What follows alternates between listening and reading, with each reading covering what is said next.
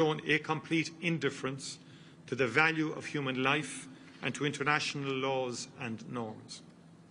Even as efforts to bring the war to an end advance, he seeks to gain advantage at the negotiating table by intensifying Russia's relentless onslaught on the front line and on Ukrainian cities and infrastructure. He must never be allowed to succeed. Ireland is a small country, and like all small countries, we rely on the rule of international law for our security and safety. We believe in the principles of the United Nations Charter, in the sovereign equality of all states, and in the obligation on members of the United Nations not to use or to threaten the use of force against the territorial integrity or political independence of any state. Ukraine has a right to live in peace and freedom, and the people of Ukraine have shown great courage and resolve in defending themselves and in seeking to vindicate their rights. Ireland stands with Ukraine in affirming these principles and these rights.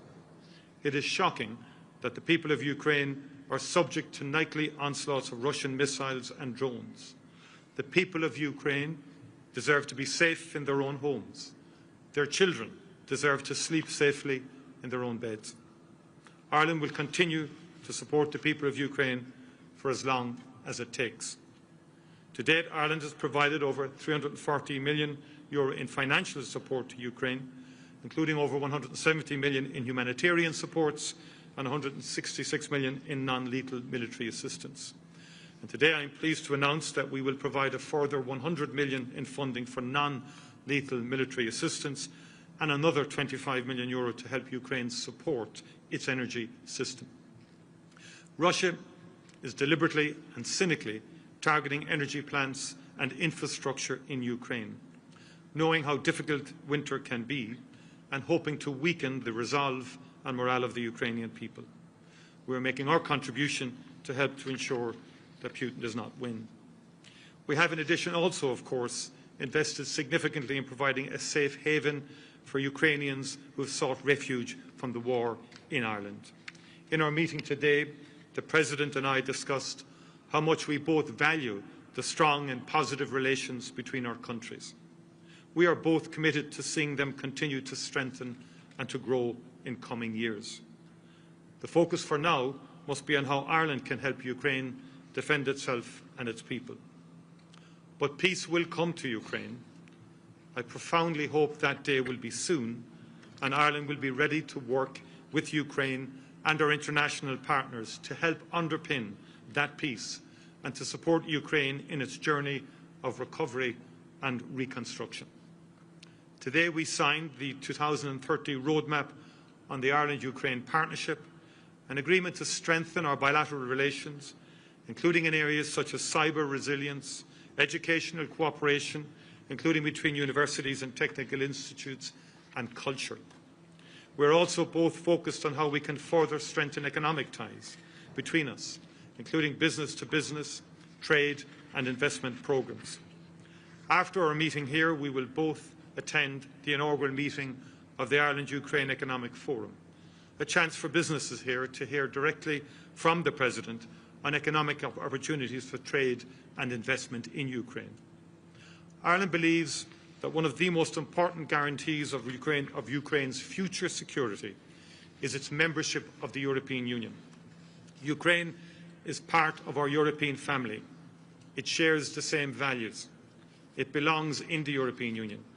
We will continue to work, including when we hold the EU presidency next year, to advance negotiations on its membership as much as we can. The people of Ukraine are working extremely hard to achieve their EU ambitions, and they deserve our backing. EU membership transformed our country and underpins our prosperity, and we want the same for our Ukrainian friends. Finally, I took the opportunity of today's meeting to thank the President for the immense contribution that the Ukrainian people who have sought refuge in Ireland have made to communities up and down our country. Thousands of Ukrainians have come to Ireland since Russia's full-scale invasion. Some have returned home, some have stayed. They have been welcomed into the homes and hearts of Irish people, and they have become a part of the rich tapestry that is today's Ireland. When we attend the Ireland-Ukraine Economic Forum, among the businesses we will meet will be Ukrainian-led and owned enterprises that have been set up here by people fleeing the war. Ukrainians at home and abroad have shown themselves to be immensely resilient, innovative and creative, qualities that I like to think we recognise and share. President Zelensky, as a country with a long history of migration of our own, as a people that at times in our history have known conflict and have sought refuge and opportunity abroad, as a people who have seen peace come and our country transformed, know that for as long as Ukraine needs our help and support, Ireland will be there for you.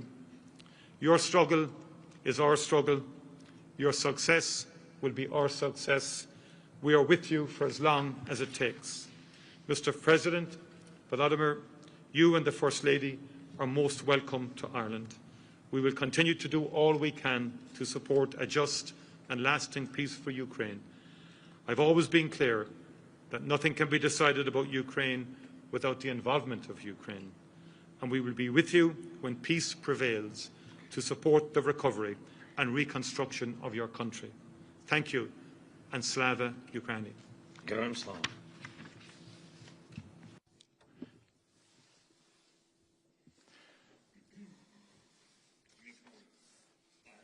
Mr. Micheál, dear Taoiseach, our dear team of Ukrainians present here,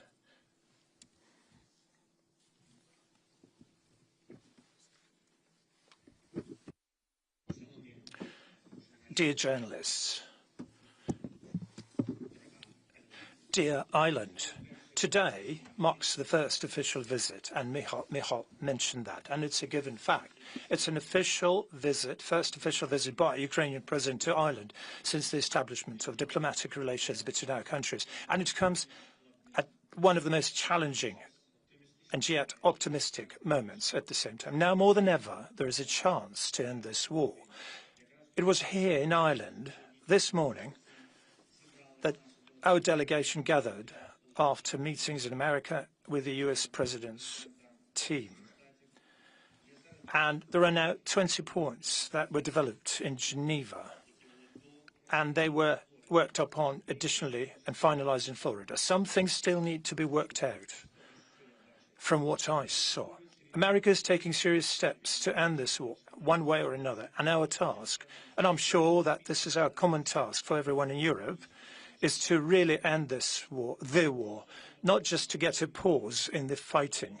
We need a decent, dignified peace, and for that to happen, everyone must be on the side of peace. Everyone in Europe and all nations that value peace.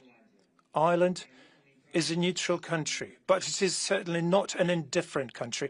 We're grateful to it. You're helping us, and we appreciate it. We appreciate it very much, both. And Ireland's influence really matters because it is the influence of a large global community. May your influence always work in a way that is fair. Today, I informed both Micheál and his team about the negotiations and the current prospects, and thank you for your support. Today we also discussed in detail the entire bilateral agenda in detail. This concerns our resilience. There is assistance from Ireland, energy support, as well as a humanitarian support package. We are very grateful for all that. We have approved a roadmap for partnership between our countries, Ukraine and Ireland, for at least the next 5 years. We hope that during this period, Ukraine will become a member of the European Union, and we're grateful to you for your support on this path. We appreciate that Ireland always takes an honest and a principled approach to issues of pressure on Russia, and above all, the issues of sanctions policy. Sanctions must remain in place as long as the Russian occupation and the Russian abuse of our people continue. The abuse of Ukrainians. Today we also discussed the position on frozen Russian assets. It is high time to transfer them to Ukraine so that we can reliably ensure both our defence and our recovery. And this will benefit not only us, but also our partners. We will give more orders to countries that help us. We hope that Ireland, not only on its own, but together with all those who listen to Ireland in the world, will support the need to hold Russia accountable for its aggression, accountable for all they've done and committed, the accountability for its aggression. Work is currently underway on the continent to establish a tribunal that will be able to punish Russia for the crime of aggression and war crimes, all war crimes, and ask you to participate more actively in all joint efforts to hold Russia and its accomplices legally accountable. Of course, we have a large layer of humanitarian and cultural cooperation.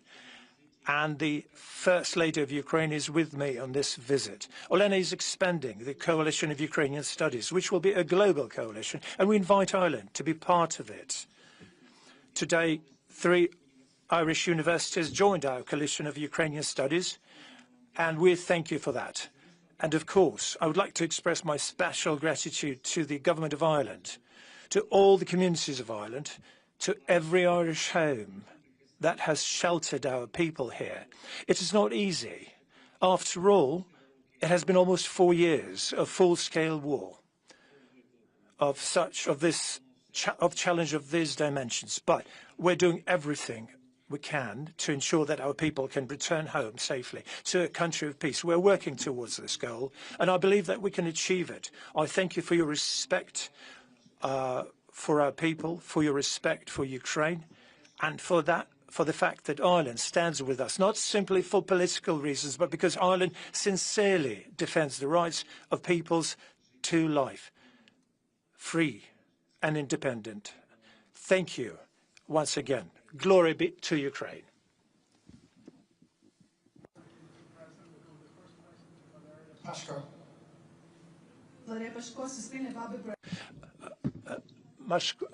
Suspilna, Public Broadcaster of Ukraine. First question to you, Mr. President.